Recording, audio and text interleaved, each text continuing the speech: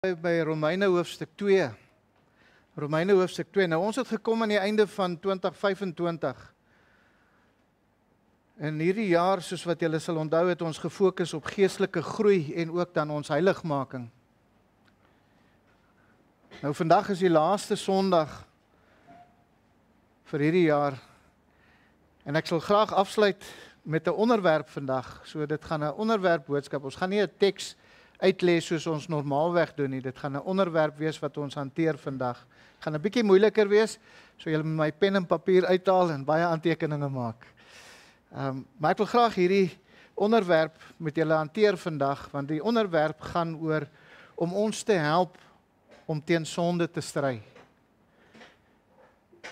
Want heiligmaking is in wese om al minder sonde in ons lewens te hê, is dit nie? En hoe meer heilig ons lewe, hoe minder sonde sal daar in ons lewens wees. En natuurlik is, hoe minder sonde daar in ons lewens is, hoe heiliger sal ons lewe. So om sonde te oorwin, vereis 'n selfondersoek van ons kant af.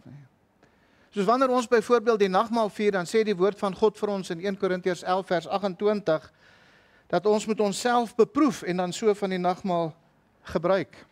Nou die woordjie anakrisis beteken om jouself te ondersoek. En dit is om te kyk of daar sonde in jou lewe is. Daardie selfondersoek. En selfondersoek is 'n kritiese belangrike deel van ons geestelike lewe. Dis hoekom die Bybel sê, laat 'n man eers homself ondersoek en dan die nagmaal vier. En wanneer ons onsself ondersoek, dan kom ons in aanraking met ons gewete. Wie van julle het nie 'n gewete nie?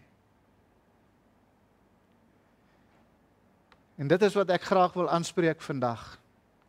En dit is om die stryd teen sonde van binne te oorwin. Om die stryd teen sonde van binne te oorwin. Nou ons gaan Romeine 2 van vers 1 tot en met vers 16 saam lees, net om die agtergrond te gee. Maar Paulus dan skryf hierso, hy sê, daarom is jy, o mens wat oordeel, wie jy ook mag wees, sonder verontskuldiging. Want waarin jy 'n ander oordeel, veroordeel jy jouself.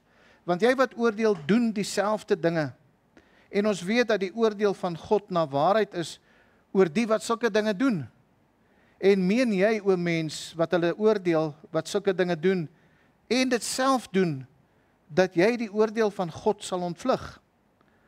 Of verag jy die rykdom van sy goedertierenheid en verdraagsaamheid en lankmoedigheid, omdat jy nie besef dat die goedertierenheid van God jou tot bekering wil lei nie. Maar ooreenkomstig jou verhardheid en onbekeerlike hart, vergader jy vir jou toorn as 'n skat in die dag van die toorn en die openbaring van die regverdige oordeel van God. Want elkeen sal vergeld na sy werke, aan die wat deur volharding in goeie werke heerlikheid, eer en onverganklikheid soek, die ewige lewe.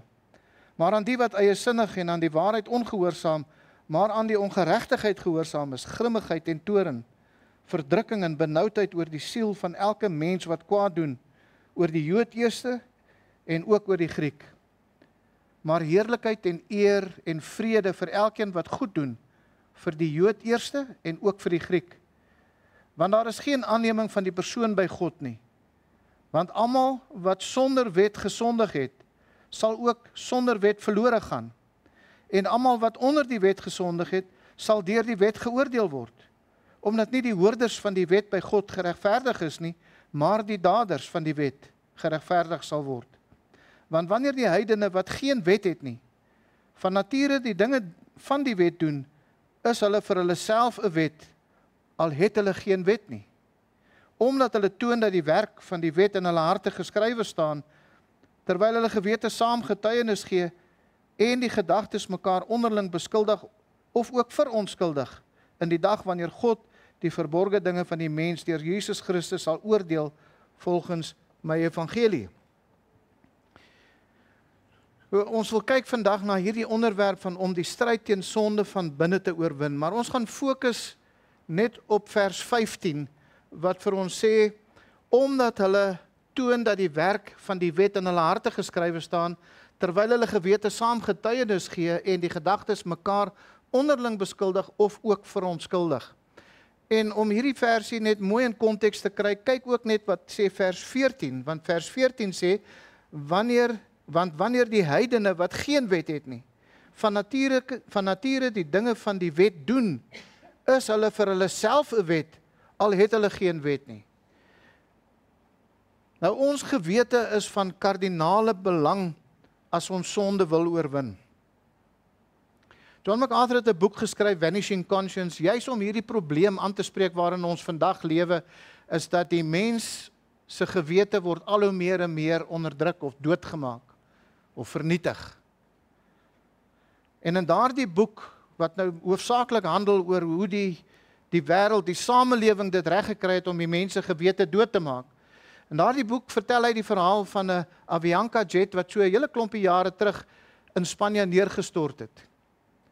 Nou, ons almal verstaan dit seker nou al so, maar na so 'n ongeluk wanneer 'n vliegtuig val, dan is die eerste ding wat hulle soek is die black box. Die black box is daardie rekenaar waarin al die belangrike inligting gestoor word wat gebeur het op daardie vliegtuig oomblikke voordat hy geval het.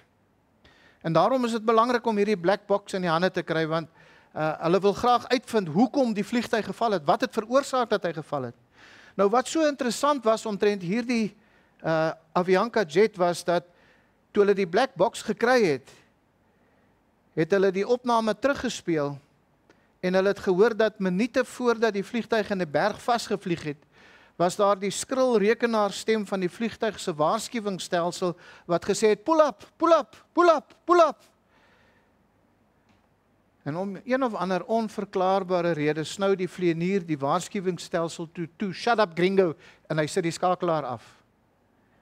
En oomblikke later vlieg hierdie vliegtuig in die kant van die berg vas, en is noodloos om te sê dat almal op die vliegtuig is onmiddellik dood gewees. Nou so hartseer storie soos wat dit is, het 'n ware geval gewees wat gebeur het, is dit 'n goeie illustrasie van hoe die gewete funksioneer en hoe die moderne mens sy gewete behandel, hoe moderne mense werk met hulle gewetens. Jy sien, die gewete is die siel se waarskuwingsstelsel. En vertel vir ons wanneer dit tyd is om te pull up, of met ander woorde, om in 'n ander rigting in te gaan, of om 'n onmiddellike rigting van te verander in ons lewens, omdat ons op 'n ramp afstuur op 'n ramp op. So in hierdie geleesde gedeelte word die gewete vir ons beskryf. Baie duidelik gaan hierdie vers oor ons gewete. En hier word ons geleer, heel eerste van alles, dat jy word gebore met 'n gewete. Alle mense word gebore met 'n gewete. En die persoon wat gewetenloos is, het sy gewete al so verkrag en doodgemaak en vernietig, dat sy gewete nie meer met hom praat nie. Alle mense word gebore met 'n gewete. En dit is 'n gawe van God. Soos wat ons gesê het, die heidene hier in vers 14, het nie die wet van Moses nie. Hulle het nie die skrif nie. Maar van nature doen hulle die dinge van die wet. Wat dit beteken is dat toe God die mens gemaak het hy hom 'n fisiese wese sowel as 'n geestelike wese gemaak. En as fisiese wese het die mens sekere fisiese sintuie, soos byvoorbeeld, ons voel pyn. As jy jou duim raakslaan met die hamer, dan voel jy dit. As jy koud kry, dan voel jy dit. As jy honger word, dan voel jy dit. So jy het fisiese sintuie. Maar op dieselfde manier is die geestelike mens ook gemaak met morele sintuie. En hy het sekere morele inligting waarvolgens hy optree. En dit is die wet van God wat in hulle harte geskrywe staan. Maar onthou dat dit is net 'n basiese wet. Dis nie die volledige wet nie. Dis net genoegsame wet om die mens te laat besef dat hy teenoor 'n God oortree en dat hy soekend sal wees vir daardie God. Maar dis nie 'n volledige wet dat hy God volledig sal ken nie. Dis net 'n basiese wet. So almal wat in hierdie wêreld inkom, het 'n sin vir reg en verkeerd. Almal het 'n ingeboude etiese kode, 'n ingeboude morele kompas wat vir hulle rigting in die lewe gee. Want dink net 'n bietjie daaraan. Niemand, geen normale mens, vermoor ander mense net omdat hulle mense wil of kan vermoor nie. Dieselfde asem, niemand steel ander se goed vanuit sy natuur nie. Maar wanneer hulle dit wel doen, dan is dit omdat hulle hierdie basiese wet verwerp en hulle het hulle gewete vernietig. Dis hoekom ons praat van gewetenlose moordenaars. Hulle het nie meer 'n gewete nie. Maar almal word gebore met 'n gewete. Almal kom in hierdie wêreld in met 'n mate, 'n beperkte kennis van reg en verkeerd. En hier in vers 15 sien ons die gewete kom hier ter sprake. Kyk weer mooi na vers 15, wat sê, terwyl hulle gewete saamgetuienis gee en die gedagtes mekaar onderling beskuldig of ook verontskuldig. So ons sien in hierdie teks sien ons die gewete werk saam met die basiese wet wat in die mens is waarmee hy gebore is. Onthou weer eens net 'n basiese wet. Maar ons sien in hierdie teks wat vir ons leer dat die gewete is 'n getuienis. Die gewete lewer bewyse. Die gewete praat en dit praat oor hoe om teenoor daardie basiese wet te reageer wat in ons harte is. En so sê vers 15 dat die gewete werk in die gedagtes wat onderling beskuldig of dan ook verontskuldig. Elke een van ons weet dat ons het 'n gewete. Elke een van ons, wanneer ons iets verkeerd doen, dan is daar iets wat ons sleg laat voel binnekant. Ons weet ons het 'n gewete. En om van sonde om sonde van binne te kan oorwin, moet ons daardie gewete aan die werk sit. Want ons kan daardie gewete stilmaak of ons kan dit vernietig of ons kan daardie gewete so verdraai dat dit nie meer reg na vore kom nie. En daarom sien ons in die tweede plek, jou gewete is jou waarskuwingsstelsel. Elkeen het 'n gewete. En daardie gewete is ons waarskuwingsstelsel. Dis 'n Godgegewe taak of 'n Godgegewe geskenk wat God vir ons gegee het om vir ons 'n waarskuwingsstelsel te gee wanneer dinge in ons lewe begin verkeerd gaan sodat ons kan regmaak. Elke mens kom in hierdie wêreld in met 'n sin vir reg en verkeerd. En dit is die wet wat in hulle harte geskrywe staan. Maar saam met daardie wet het God die gewete gegee. En die gewete is ons waarskuwingsstelsel wat waarsku as ons daardie wet nie na luister nie, as ons ongehoorsaam is teenoor daardie wet. Of wat ook vir ons bevestig, as ons die wet gehoorsaam. So ons gewete werk beide kante nu. Hy waarsku ons wanneer ons ongehoorsaam is, maar hy bevestig ook vir ons wanneer ons wel gehoorsaam is. Kyk mooi na vers 15, hy sê, onderling beskuldig of verontskuldig. Wat ons moet verstaan is, die gewete is nie die wet nie. Dis net 'n waarskuwingsstelsel. En as waarskuwingsstelsel is dit belangrik vir ons.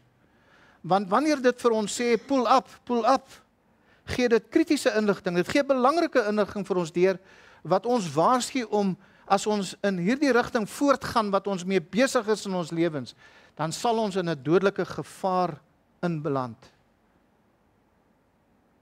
Onthou, die gewete is vir die siel, wat pyn vir die liggaam is. Nou, dit is menslik gesproke die waarheid, ons sal graag pyn wil vermy so ver as wat ons kan. Maar soms besef ons dat pyn is 'n gawe van God. Want dink 'n bietjie daaraan, as ons nie pyn gehad het nie, sou ons onsself vernietig het. Want dink 'n bietjie daaraan, as jy jou hand op 'n warm stoof sit, en jy het geen pyn gevoel nie, as jy geruik het, dan het jy ook 'n sintuig, as jy geruik het, is jou vleis so begin afval van jou bene af, want jy het geen gevoel nie. Maar as jy geruik het, dan was dit ook 'n sintuig geweest. So jy sou dit ook nie eens geruik het nie. Jy sou jou hand daar gesit het tot hy 'n stuk charcoal is. So die gewete is vir die siel wat pyn vir die liggaam is. As jy seer kry, dan trek jy terug. As jy koud kry, dan trek jy warm aan. En net so is die gewete belangrik vir ons geestelike behoud. En daarom moet die mens sy gewete aanhoudend ingelig hou. Die mens moet aanhoudend aandag aan sy gewete gee. Nie net met daardie basiese wet wat in sy hart geskrywe staan nie. Onthou, daar's 'n basiese wet, maar dis nie genoeg nie. Daai basiese wet moet ons net dryf om God te gaan soek. Maar die mens moet sy gewete ingelig hou met die suiwere, volledige wet, die morele wet wat ons waar kry. in die woord van God.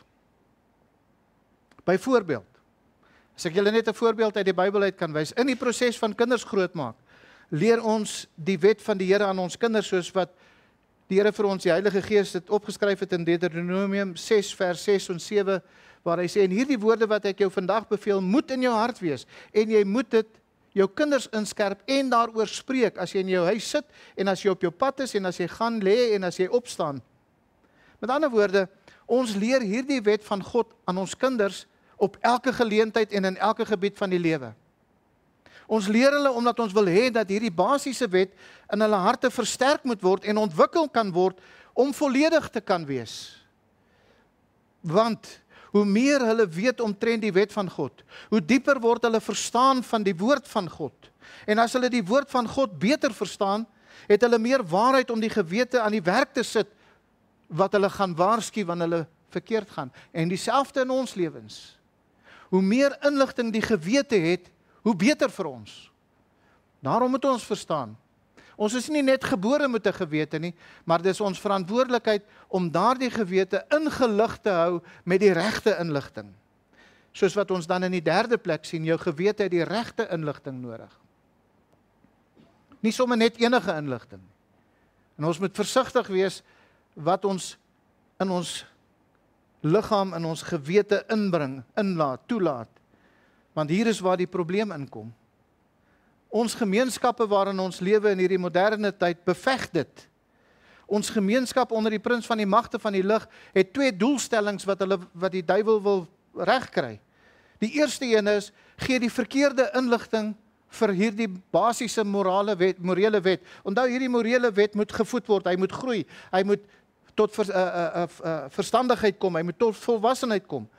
Maar so die eerste ding wat die gemeenskap wil doen en wat die prins van die magte van die lig wil doen is, gee verkeerde inligting aan hierdie basiese morele wet. Dit wat altyd reg was is nou verkeerd en dit wat altyd verkeerd was is nou reg, soos wat ons dit beleef in ons samelewing. So die tweede gedagte is, maak op hierdie manier, deur die verkeerde inligting te gee, maak die gewete stil. Maak die gewete dood, vernietig die gewete, laat die gewete nie met die mens praat nie, dan gaan hy nie, sy waarskuwingsstelsel gaan nie werk nie. En wat hy dan doen is, gee vir hulle 'n nuwe wet. Nie die wet van die Bybel nie. Nie God se wet nie. En dit is ons gemeenskap wil hê, dat mense moet nie Bybels dink. Ek wil nie sê onbybels nie, ek wil sê nie Bybels nie. Die gemeenskappe waarin ons lewe wil hê, mense moet nie optree soos wat die Bybel sê nie. Daarom wil hulle hê, ons moet nie Bybels dink nie. Ons moet eerder sekulêr dink. Ons moet soos die samelewing dink. Ons moet soos die liberalisme dink. En wat die gemeenskap of die vyand van jou siel jou wil laat glo, is dat jou gewete vir jou lieg. En dit is vernietigend. Maak die mens los van die Bybelse denke, sodat daar ander morele waardes kan wees. En wat die gemeenskap vir ons sê is, wat met jou verkeerd is nie jou skuld nie. Dis nie jy wat verkeerd is nie. Wat is dit wat verkeerd is? Wat sê die gemeenskappe vandag? Wat sê die samelewing vandag? Wat is verkeerd as jy verkeerde dinge doen? As jy immorele dinge doen? Wat sê die gemeenskap? Dis nie jy nie, dis nie jou skuld nie, dis jou selfbeeld. Jy is nie sleg nie, jy is eintlik goed en jy moet maar net beter van jouself dink. En so op hierdie manier moet jy jou skakelaar afskakel.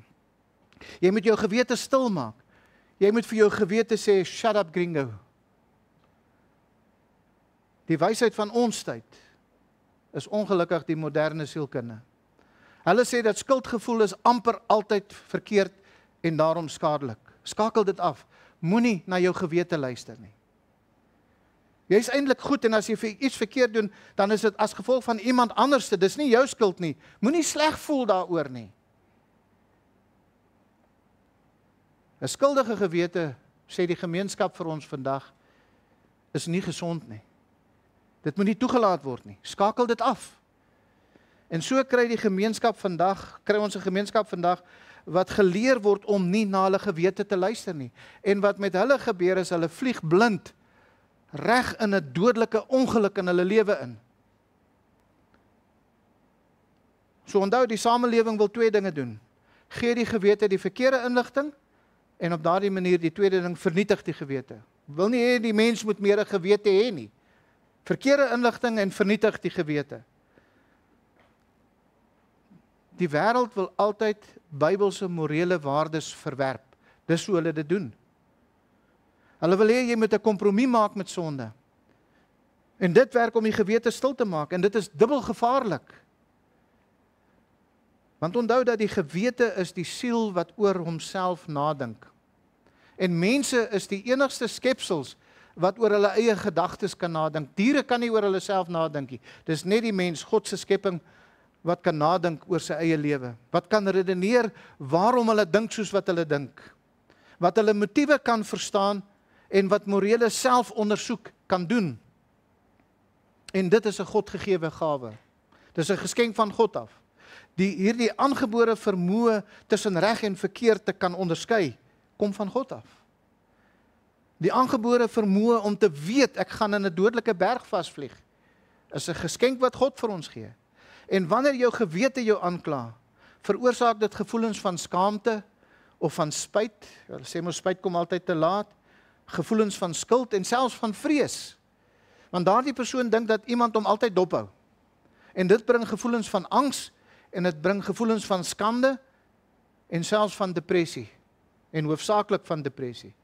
En wat baie belangrik is om te verstaan is dat die gewete is deur God ontwerp om hierdie gevoelens te bewerk wanneer God se wet verontagsaam is. Die gewete is deur God gemaak juis as 'n waarskuwingsstelsel dat wanneer ons die woord van God, wanneer ons God se standaard verontagsaam, dan gaan ons ongelukkig voel. Ons gaan depressief begin voel. Onthou, depressie is nie altyd 'n slegte ding nie. Depressie kan 'n goeie ding wees as dit jou waarskuwingsstelsel is wat met jou werk. En vandag se wysheid sê, shut that stuff up. Jy moet nooit depressief wees nie. Moenie daarna luister nie. Jy het miskien net 'n fout gemaak. Jy's nie te blameer daarvoor nie. Die gemeenskap is te blameer. Of jou ouers is te blameer. Of apartheid is te blameer, maar jy's nie te blameer nie. Die realiteit is in ons lewe vandag is dat bykans alles het of 'n mediese of 'n sielkundige verduideliking. Dis een of ander syndroom of 'n disorder wat in jou goedheid ingedring het. Dis nie jou skuld nie. Sê net vir jou gewete om stil te bly. Moenie daarna luister nie. En hoe hartseer dit ook al is, as jy hieraan werk om jou gewete stil te maak, dan sal jy daarin slaag. Jy sien, die vlieënier kon net eenvoudig die skakelaar afsit. En so kan die mens net die skakelaar van sy gewete afsit. Om die waarheid te sê, daar is mense wat so hard en goed daaraan gewerk het om hulle gewetens so ongevoelig te maak en dat hulle gewetens so ongevoelig geword het, dat hulle eintlik trots op hulle sondes geword het. Ten spyte van die feit dat dit 'n meganisme is wat God gegee het om hulle teen die gevaar te waarsku, het hulle so verhard geword in hulle harte, dat hulle eerder trots geword het oor hulle sondes. As mense wat spog oor hulle sondes, vat maar byvoorbeeld die gay lesbiese parades in Johannesburg, Kaapstad, oorsee, New Orleans en daai gebiede, waar mense daardie sondes van hulle kan paradeer in die samelewing, en omdat hulle trots is daarop. Hoe kom 'n mens op daardie punt? Wat het geword van die gewete? Paulus beskryf dit in Filippense 3 vers 19, hulle eer is in hulle skande. Filippense 3 vers 19. Hy sê hulle eer is in hulle skande. Met ander woorde, wat skandalig is waarin hulle eer vind. Dis verskriklik. Kan 'n mens sy gewete so vernietig dat hulle letterlik tot die punt kom waar hulle sondes hulle grootste trots word? Paulus gaan verder as hy sê in Titus 1 vers 15, alle dinge is rein vir die reines en vir die besoedeldes en ongelowiges egter is niks rein nie, maar hulle verstand sowel as hulle gewete is besoedel. Jy kan op 'n punt kom waar niks meer skoon is nie, niks is meer rein nie, niks is meer heilig nie. Jou gewete is stil, dit funksioneer nie meer nie, dit werk nie meer nie. Jou morele kompas is so besoedeld omdat jou verstand besoedeld is. Weet ons wat gebeur wanneer ons op die see of in die veld is of wat ook al en ons moet ons rigting bepaal met 'n kompas? Dis nie daar voor ons GPS en die goeders gehad het wat ons vandag het. As jy 'n stukkie yster of 'n magneet naby daai kompas het, dan gee hy vir jou verkeerde rigting aan. En dit is wat hy hier bedoel, met 'n besoedelde gewete, gee hy nie vir jou die regte rigting aan nie. Jou morele kompas is besoedeld, omdat jou verstand besoedeld is. Jy het die ware, goddelike, Bybelse moraliteit verwerp, en daarom het jy nou 'n besoedelde geloofsoortuiging. Wat bedoel ek met 'n besoedelde geloofsoortuiging? Wat jy glo, die mens doen wat hy glo. En as dit wat jy glo besoedeld is, dan gaan jy die verkeerde ding doen. Maar aan die ander kant sê die woord vir ons, is alles rein vir die reines. En dit is belangrik dat ons sal verstaan, dat die gewete werk nie op homself nie, hy werk nie op sy eie nie, hy werk nie alleen nie. Dit kan alleen binne in 'n geloofsoortuiging werk. Dit is nie die geloofsoortuiging nie. Die gewete is nie die wet van God nie. En dit is ook verseker nie die stemmetjie van God wat met ons praat nie. Dis nie die morele wet nie. Dit is eenvoudig net 'n waarskuwingsmeganisme wat God daar gestel het om vir ons te waarsku wanneer ons in 'n gevaar kom, wanneer ons verkeerde dinge in ons lewens toelaat, wanneer ons met verkeerde dinge besig is. Weet julle hoe werk radar? Radar is gewoonlik daai ding bo op die skip wat so draai.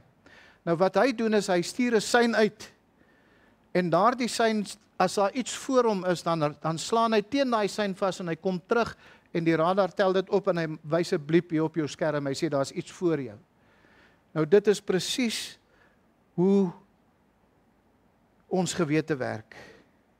Die radars sê, daar's iets voor jou, jy moet 'n ander rigting ingaan,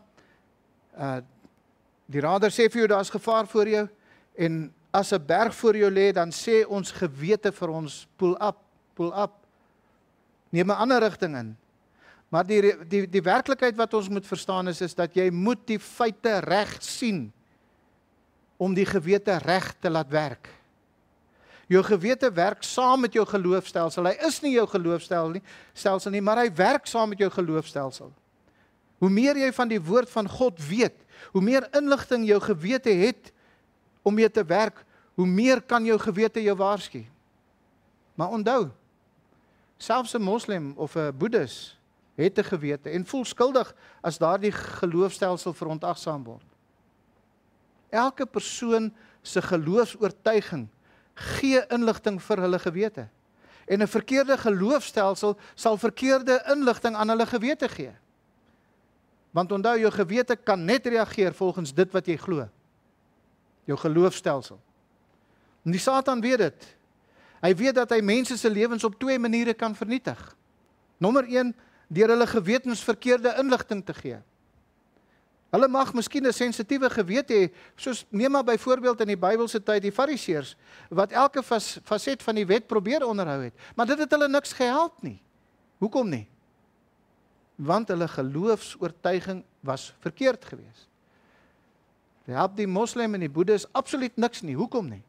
Want dit wat hy glo is verkeerd. Dis nie God se wet nie. Die tweede manier waarop die Satan ons gewetens wil vernietig is, hy wil jou gewete stil maak.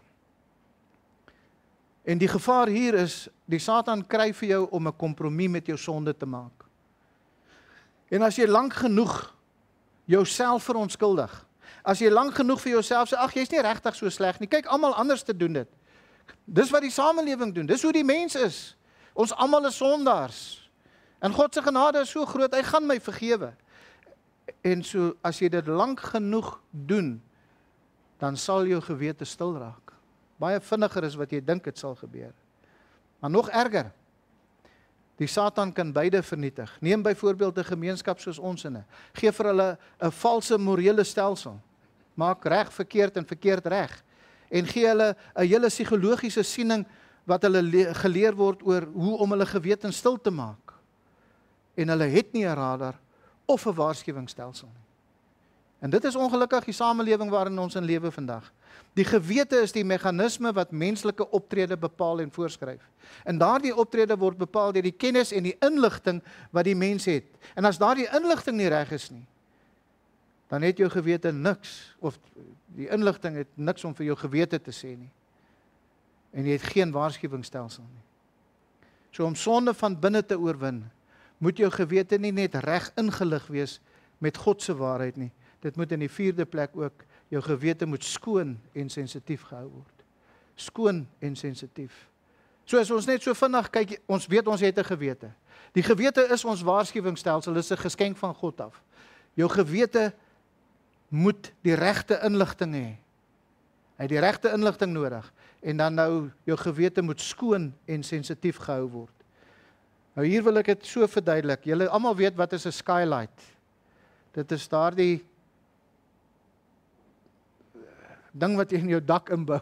Ek kan hom net 'n ding noem, wat 'n glas bo het en onder het. Die son kan deurkom. Maar onthou, die skylight is nie die lig nie. Hy het nie 'n gloeilamp binne in hom wat lig maak nie. Die skylight laat net die lig deur, maar dit is nie die lig nie. Nou die lig wat deur die skylight kom, die lig is die waarheid. En dit is die volledige wet van God, die standaard van God wat in die hele Bybel, dis nie net 'n sekere deel van wat in die hele Bybel vir ons gegee word. En dit skyn in ons gewete in, dit skyn deur ons gewete. Die helderheid van daardie lig word bepaal deur die suiwerheid van die lig en die reinheid van die gewete. So dit is nie net die suiwerheid van die lig wat deur, of die helderheid van die lig wat deurkom nie, maar ook die reinheid van die gewete wat daardie helderheid bepaal. As jy 'n skylight in jou huis het, en jy het 'n boom wat daar naby staan wat altyd die blare op hom gooi, en nie lank nie, kort, dan lê daar 'n klomp dooie blare op daardie skylight, of daar kom 'n checkersak oorgewaai en hy gaan val op daai skylight en hy lê daar so, dan is die lig wat daar deurkom is nie effektief nie. En wat nou moet gebeur is, jy gaan dit moet skoonmaak.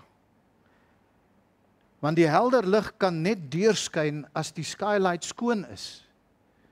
En Paulus was baie bekommerd dat ons die suiwere lig van die waarheid moet hê en dat ons gewete skoon moet wees. Want in 1 Timoteus 3 vers 9 praat hy van manne wat die verborgenheid van die geloof in 'n rein gewete hou. So die reinheid van die gewete is belangrik, die skoonheid van die gewete is belangrik om die regte inligting vir ons te gee. Hy kan die regte inligting hê, maar as hy nie rein gehou word nie, gaan hy ook verkeerde inligting vir ons gee.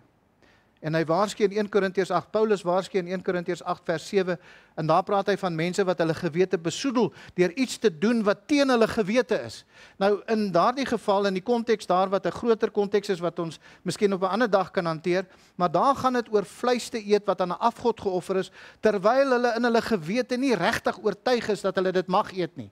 En met ander woorde, deur iets te doen wat jy nie so oortuig is dat dit reg is om te doen nie. Met ander woorde, jou gewete sê vir jou, dit is verkeerd om dit te doen, maar jy gaan doen dit in elk geval. Dan is jy besig om jou gewete te besoedel. Vat byvoorbeeld in ons konteks vandag, pornografie. Die hele internet vol, ons televisies. Ek praat van die flieks en die goed wat ons kyk vandag, die immoraliteit wat niks anderste is as pornografie nie. Maar dink 'n bietjie daaraan ook in begeertes wat jy in jou het, 'n begeerte wat jy het om iets te wil doen of iets wat jy wil bereik, wat jou bereid sal wees om sonde te doen om daardie begeerte te kry. Dis dinge wat ons gewete besoedel, want jy sal jou gewete onderdruk. Jy sal jou gewete stil maak om daardie ding te kry. Bereid te wees om sonde te doen om daardie ding te kry. Vat byvoorbeeld kwaad word. Kwaad word is 'n besoedeling van ons gewete. En daar is baie meer wat ons op hierdie lys kan sit. Gaan kyk maar na die lys wat Paulus vir ons gee in Kolossense 3 vers 1 tot 10. Dan sien ons daar die lys wat Paulus vir ons gee van 'n omvattende konteks van hoe sonde wat ons in ons lewens toelaat, wat ons gewete besoedel. En Paulus praat ook van mense wat hulle gewete gevoelloos gemaak het deur 'n brandmerk, wat letterlik beteken om oorgebrand te word. Ons lees in 1 Timoteus 4 vers 1 en 2, maar die Gees sê uitdruklik dat in die laaste tye sommige van die geloof afvallig sal word en verleidende geeste en leringe van duiwels sal aanhang deur die gefeinsdheid van leenaars wat gebrandmerk is in hulle eie gewete. En as jy al 'n operasie gehad het, dan weet jy tot jare na daai operasie, as jy op daai litteken voel is hy dood, jy voel niks daarop nie. Nou wat hierdie woord beteken is soos wat jy daai litteken het en sodra hy begin weer gevoelig word om hom weer te sny, sodat hy weer kan dood wees, laat hy geen gevoel kan hê nie, en deur dit aanhoudend te doen, kom net later aan wat daar geen gevoel in daardie sny meer is nie, op daardie wond of wat genees het is nie. Ek het 'n vriend gehad jare terug wat 'n motorfiets hy het van 'n motorfiets afgeval. Nou was hier in Johannesburg, het hy omtrent 130 meter ver teen amper 200 km/h oor die teerpad geseil. Gelukkig was dit 'n reguit stuk gewees. En hy het op sy rug geseil. Nou, daar het 'n gedeelte op sy rug oorgebly waar hy geen gevoel meer gehad het nie. Want die senuweepunte is vernietig deur die brand van die teer. En dit is wat hierdie woordjie gebrandwerk in hulle eie gewete beteken. En wat dit op neerkom is dat om die gewete stil te hou, moet jy dit net eenvoudig onsensitief maak. Brand hom dood, laat hy nie gevoel het nie. Maak dit hard, maak dit soos 'n eeld, deur dit kort seer te maak, soos 'n seerplek, sodat dit gevoelloos kan word. En dit is presies wat mense vandag gesê word om te doen. Moenie na jou gewete luister nie. Jou gewete lieg vir jou, jy is eintlik baie beter as wat jy dink jy is. Terwyl die realiteit is, jy is eintlik baie slegter as wat jy dink jy is. En wat ons is net genade van God. En dan, wanneer hulle reg gekry het om nie na jou gewete te luister nie, dan word die verkeerde waarheid aan die mens voorgehou. En wat nou gebeur is, die mense het nie meer die waarheid nie, en hulle het nie meer 'n sensitiewe gewete nie. Hulle het nie meer 'n waarskuwingsstelsel nie. Nou wil ek julle die vraag vra vanmôre, hoekom dink julle vertel ek hierdie dinge vir ons? Hoekom hieroor praat vanmôre nou? Wel eenvoudig, omdat dit die gemeenskap is waarin ons in lewe. En ons gehoor gereeld van mense wat moreel ineenstort. Selfs predikante wat met ander man se vrouens wegloop, of hulle eie vrouens net eenvoudig los en allerhande snaakse dinge doen. En iemand vra, wat het verkeerd gegaan? En wat ons moet verstaan is, daardie oomblik wanneer daardie persoon struikel en in sonde val, is nie die begin van iets nie. Dit is nie net een of ander swak oomblik wat daardie persoon in sy lewe gehad het, in sy geestelike lewe gehad het en gestruikel het nie. Dit het nie maar net per ongeluk gebeur nie. Jy sien, mense val in sonde oor presies die rede wat ek vandag met u praat. Omdat hulle nie reg met sonde in hulle binneste werk nie. Dis hoekom mense in sonde in verval. Hulle doen nie moeite om hulle gewete die regte inligting te gee nie, en hulle doen nie die moeite om hulle gewete skoon en sensitief te hou nie. Maar nou kan jy hulle vra, dit is goed en wel, maar wie hou my verantwoordelik? Wie hou die ouderlinge verantwoordelik? En dis 'n goeie vraag wat ons kan vra, want ons kan sê wel, miskien is dit die ander mede-ouderlinge wat my verantwoordelik hou. Of dalk die gemeente wat julle is dalk my verantwoordelikheid, ek wil julle nie teleurstel wat ek in my lewe doen nie. Of kan ons miskien redeneer dat my verantwoordelikheid is, ek wil nie God se saak beskadig nie. 'n Baie goeie een is ons vrouens of ons mans. Ek dink nie daar's iemand hier wat meer omtrent my binneste weet as wat my vrou weet nie, en sy weet ook nie alles nie.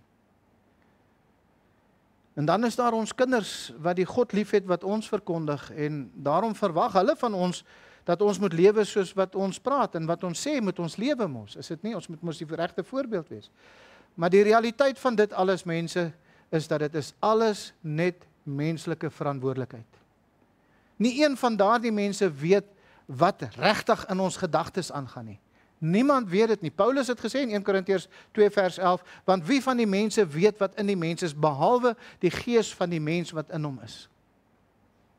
So met ander woorde, 'n menslike verantwoordelikheid is nie, daar's nie geen ander mense wat regtig weet wat in ons gedagtes aangaan nie. En as ons nie die stryd in ons binneste gaan wen nie, gaan ons dit ook nie in ons uiterlike wen nie. Die stryd word nie op die vlak van menslike aanspreeklikheid gewen of verloor nie. So, nou kom die vraag, ten slotte na ons toe. Hoe gaan ons dan die sonde van binne oorwin? Wat moet ons doen? Hoe gaan ons die sonde van binne oorwin? Wel, heel eerste van alles, om gedurig deur die wet van God lief te hê, om die wet van God te ken, en om die God van die wet te ken. En as ek hier praat van wet, asseblief, is nie die 10 gebooie nie. Dis nie die Ou Testamentiese Deuteronomium, Levitikus nie. Dis nie die Nuwe Testament se Matteus 5, 6 en 7 nie.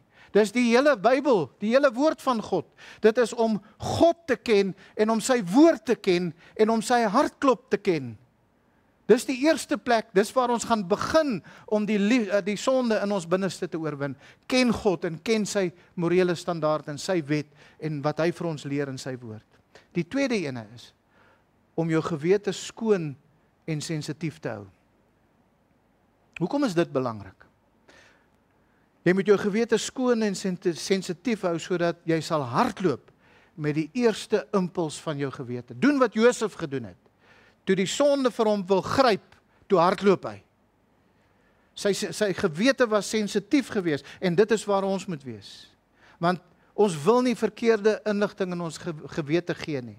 En omdat ons nie verkeerde inligting in ons gewete wil gee nie, is daar sekere dinge wat jy nie jouself aan moet blootstel nie. Moenie verdraagsaam begin word teenoor sonde nie.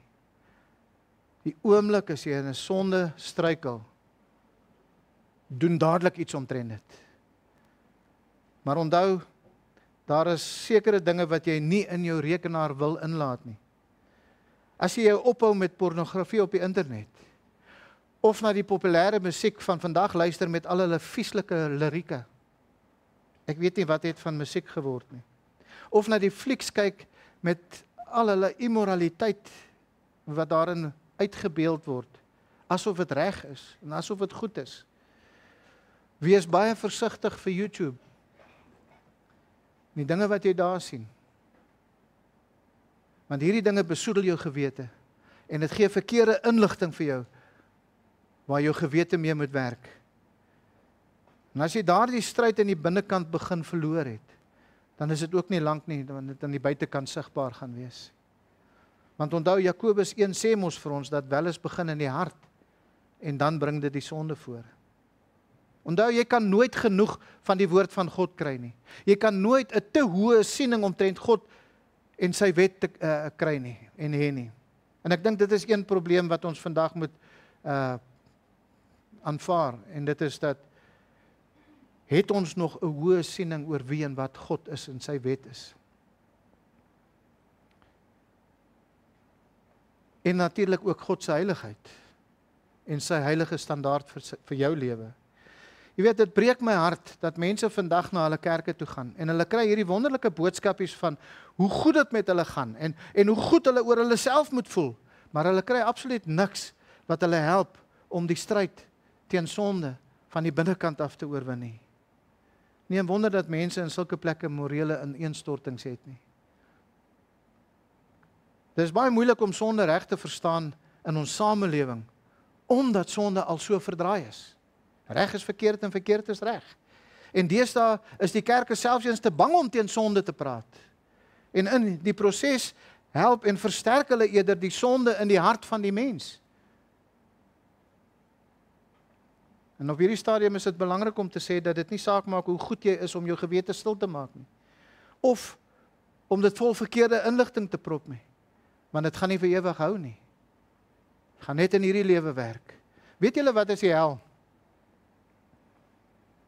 Die hel is 'n plek van pyniging. Maar die primêre pyniging sal deur jou eie gewete gedoen word.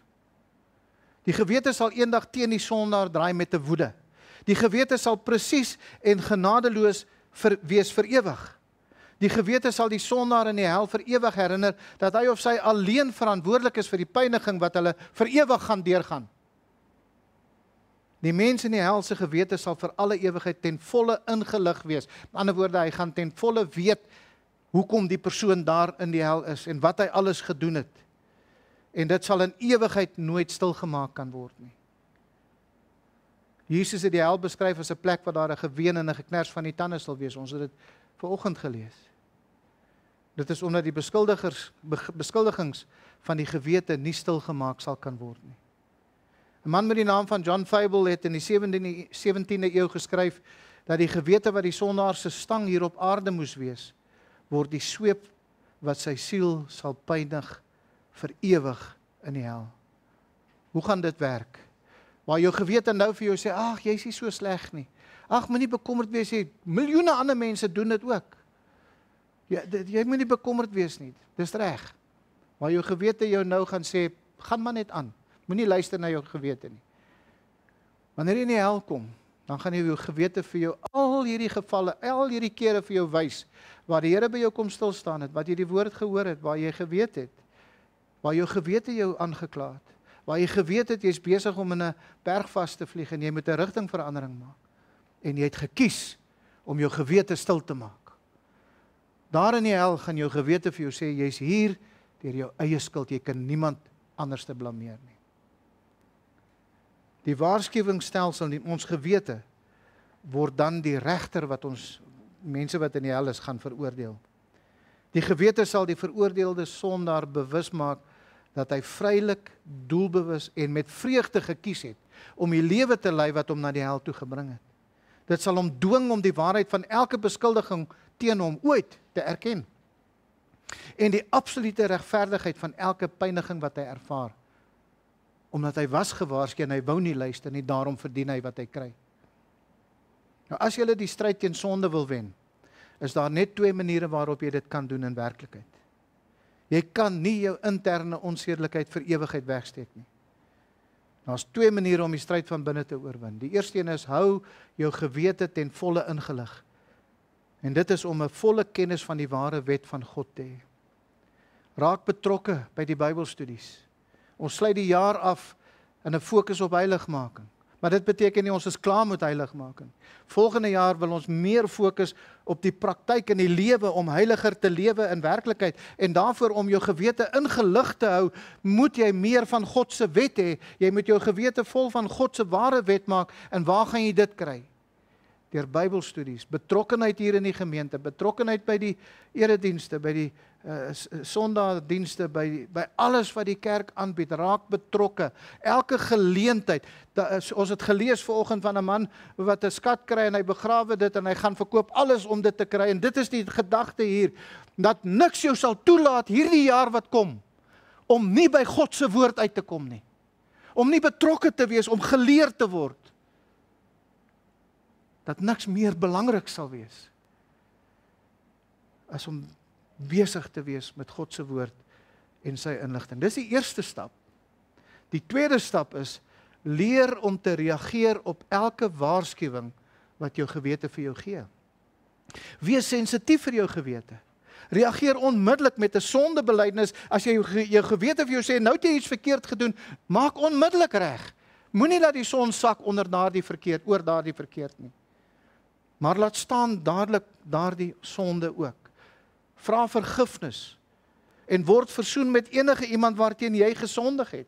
Moenie laat tyd oorgaan daaroor nie. En doen restituisie. En ons restituisie is, gee terug wat jy miskien gesteel het of wat ook al die geval was, maar doen restituisie waar jy 'n persoon skade aangedoen het. Moenie uitstel om jou gewonde gewete weer skoon te maak nie. Sien, eerste stap is, vul dit met die woord. Tweede stap is, hou dit skoon. Maak skoon en hou dit skoon. Paulus was beskuldig van 'n skynheilige lewe. Blykbaar het hy hulle geantwoord in 2 Korintiërs 4 vers 2, toe hy vir hulle gesê het, maar ons het van die heimlike dinge wat skandelik is, afstand gedoen. Wat Paulus sê is, al daardie wêreldse dinge, daai vuil dinge, daai onrein dinge, daai immoraliteit, ons het afstand gedoen daarvan. En ons wandel nie in lustigheid of vervals die woord van God nie. Maar deur die waarheid aan die lig te bring, beveel ons by elke menslike gewete voor God aan. En daarom skryf hy dan nou die tweede brief aan die Korintiërs om daardie aantuigings teen hom te beantwoord. Nou, hoe het hy geantwoord? Ons sien in 2 Korintiërs 1 vers 12 waar hy sê, want ons roem is dit, die getuienis van ons gewete, dat ons in eenvoudigheid en reinheid van God, nie in vleeslike wysheid nie, maar in die genade van God, in die wêreld verkeer het en veral by julle. By die getuienis van ons gewete. Onthou dat volgens Romeine 2 is dit die gewete wat beskuldig of verontskuldig. En wat Paulus dan hier vir ons sê is dat ek het geluister na julle beskuldigings van valsheid en van skynheiligheid ensovoorts ensovoorts. En mense, hier is my antwoord. My antwoord is, my gewete beskuldig my van geen een van hierdie dinge nie. Dit is waar ons moet wees. Dis nie wat mense van ons dink nie. Paulus het Of Paulus sê dat sy gewete vir hom sê dat hy sy lewe voor God in heiligheid en goddelike erns lewe. En die realiteit is dat mense kan vreeslike dinge van jou sê, of hulle kan goeie dinge van jou sê. Maar dit is net wat jy weet, wat die waarheid is, wat in jou hart is, wat net jy weet, wat die werklike situasie is, wat vir jou werklike vreugde in jou hart gee. Nie wat mense sê nie.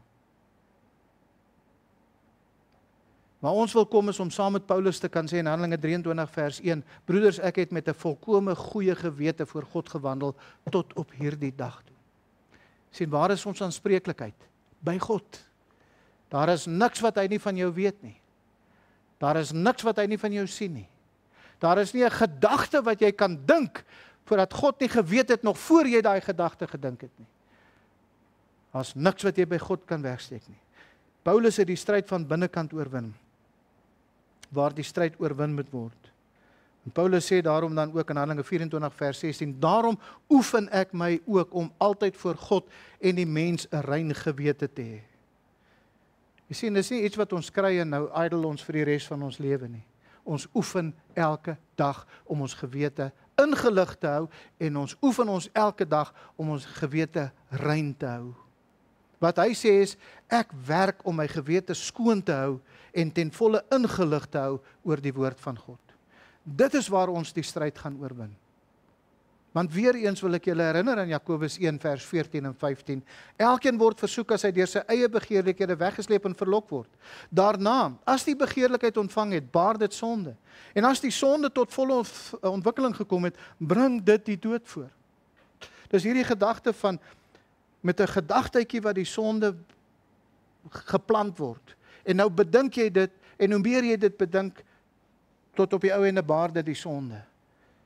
En as jy nie die stryd aan die binnekant gaan oorwin nie, dan sal dit later aan die buitekant sigbaar word, en almal sal dit sien.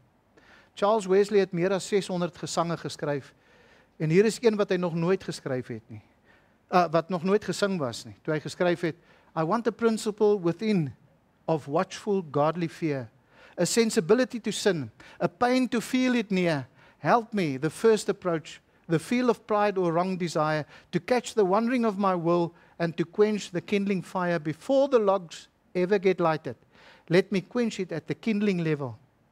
From thee that I no more stray, no more thy goodness grieve, grant me, I pray, the tender conscience give. Sien, hy het dit verstaan. Hy wou 'n gesindheid gehad het van waaksame goddelike vrees. Hy wou 'n sensitiewe gewete vir sonde hê. Hy wou pyn voel met die geringste sonde. Hy wil die impuls, die geringste impuls wanneer hy sonde doen, wil hy dit dadelik gevoel het, want hy wou die afdwaal van God se wil af by die wortel keer, voordat dit 'n groot veldbrand word. En dit is waar die stryd oorwin word. As jy dit nie daar gaan oorwin, word dit 'n veldbrand wat oral raak gesien kan word. Die waarheid is, jy kan na soveel preke luister soos wat jy wil, jy kan soveel Bybelstudies doen soos wat jy wil, as jou gewete nie sensitief is rondom sonde nie, dan help dit jou absoluut niks nie. Jy moet jou gedagtes vol van God se woord maak, natuurlik, die regte inligting gee. Maar jy moet ook na jou gewete luister. En om na jou gewete te luister en die regte inligting te kry, moet jou gewete skoon en sensitief wees vir die waarheid. Dit is waar jy die stryd van binne gaan oorwin. Kom ons bid saam. Vader, baie dankie vir u liefde en die genade. Dankie vir die woord en dankie vir wat ons vanmôre ook kon leer uit u woord uit, Here, dat u is so genadig dat u vir ons elkeen 'n gewete gegee het. Die werklikheid is, Here, dat samelewing en selfs onsself, wanneer ons meer besorgd is oor onsself, dan wil ons die begeertes van ons hart volg en ons wil dit graag hê. En daarom kom ons op 'n plek waar ons bereid sal wees om 'n sonde te doen om daardie begeertes te kry. En dan word ons gewete stil en het ons nie meer 'n waarskuwingsstelsel nie. Maar ons wil bid vandag, Here, dat u vir ons genadig sal wees, Here, dat ons net herinner sal word ook wat Paulus geskryf het daar in Efesiërs 6, toe hy gesê het, eindelik broeders, word versterk deur die krag van sy sterkte, sodat julle staande kan bly. Wetende, Here, dat ons kan selfs hierdie werk om ons gewete sensitief te hou, kan ons nie op ons eie doen nie. Ons het Christus nodig. En dit is Christus wat vir ons die krag gee het. Die Heilige Gees wat in ons werk om ons te versterk om dit te kan doen. Maar ag Here, as ons vanmôre net deur hierdie woord net op daardie punt kan kom waar ons begeerig sal wees om 'n rein en 'n sensitiewe gewete te hê, dan kan ons hierdie jaar afsluit met 'n opgewondenheid, met 'n uitsien om volgende jaar nog meer te doen, nog meer werk te doen om ons gewete ingelig te hou en om ons gewete rein en heilig te hou. Mag U vir ons die krag gee, mag U vir ons die sterkte gee, Here, dat ons altyd so sal wandel, so sal lewe, soos wat U wil hê ons moet lewe, omdat ons gewete ons waarskuwingsmeganisme is. Dat ons sal keer om verkeerd te gaan, die oomblik wanneer ons bewus word, wanneer ons waarskuwingsstelsel vir ons waarsku. Dankie Here vir U genade, dankie vir U goedheid, en ons wil bid vir ons mense wat nog op die pad is, of op die pad sal wees, wat nog moet terugkom. Bid ons Here dat U hulle veilig sal hou, en veilig ook hierheen sal terugbring. Ons loof U daarvoor in Jesus naam. Amen.